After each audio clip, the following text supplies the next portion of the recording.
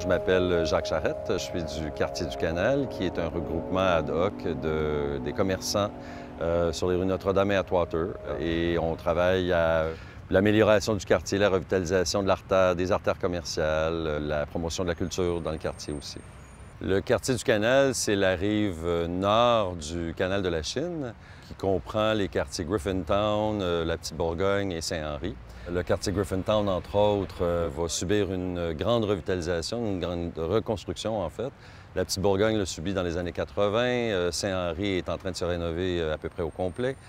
Les artères commerciales Notre-Dame et Atwater sont les points focaux de ces quartiers-là. Écoute, je t'ai apporté aujourd'hui des photos du canal de la Chine dans les années 1970. Et on voit bien qu'on a changé de la fonction industrielle à une fonction résidentielle pour les abords directs du canal.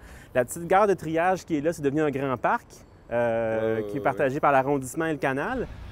Depuis les années 80, il y a une nouvelle clientèle qui est arrivée à cause de l'essor immobilier.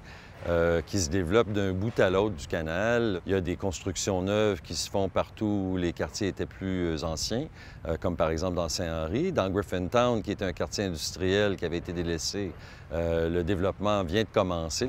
Alors, crois-le ou non, cet endroit qui est très apprécié par les promeneurs, les touristes, en 1970, on voit des camions qui sont en train de remplir de terre, de remblayer le bassin Peel. Alors, à cette époque-là, on n'imaginait pas encore qu'on pourrait réouvrir la navigation dans le canal, remettre de l'eau dans les bassins, et ça a attiré un développement très important. Parce que le canal a été réouvert à la navigation en 2002. C'était un des sites majeurs du projet, puisqu'il a fallu recreuser le bassin, qui a été rebaptisé le bassin Peel.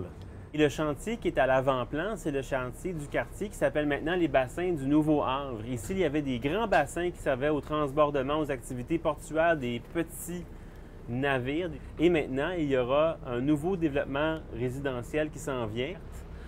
Pour les développements résidentiels qui se font au bassin du Nouveau-Havre, vont conserver le tracé des anciens bassins. Naturellement, tout ça, c'est accompagné de nouvelles entreprises qui viennent s'installer. Et les entreprises, naturellement, amènent une nouvelle clientèle pour l'habiter. Donc, tout ça, c'est un gros changement qui arrive graduellement puis qui se passe depuis au moins 15 ans.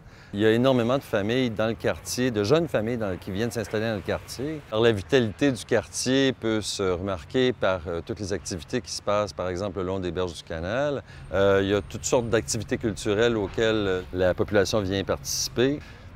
Les avantages d'habiter dans le centre-ville, dans un quartier qui est juste à côté, c'est que, bon, d'une part, tu connais tes voisins. D'une autre part, il y a tout autour de toi Marche Atwater, le canal de la Chine, mais un îlot de verdure qui est incroyable en plein centre-ville.